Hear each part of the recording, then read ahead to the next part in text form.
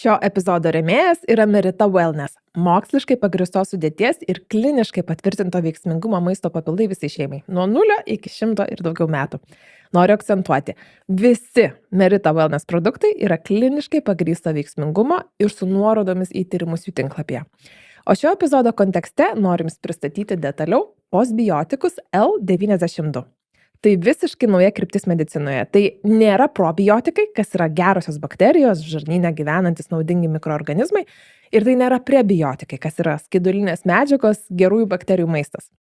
Tai ne bakterijos, o neaktyvių, tai yra negyvybingų, termiškai inaktyvuotų bakterijų gerosios žinutės, arba kitaip sakant, signalai mūsų organizmui.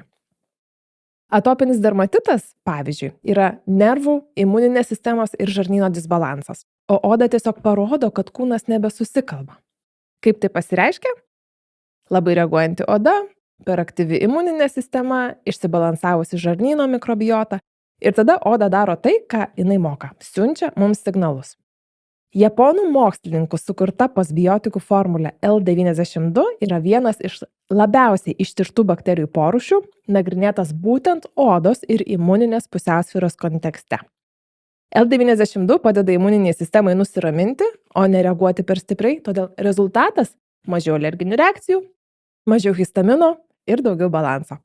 Postbiotikai tikrai neužgesins atopinio dermatito ar alerginio rinito per naktį, bet bus labai logiška ir vertinga visos gydymo kelionės iš vidaus dalis. Šį ir kitus moksliškai pagrįstus produktus rasite tinklapyje merita.lt.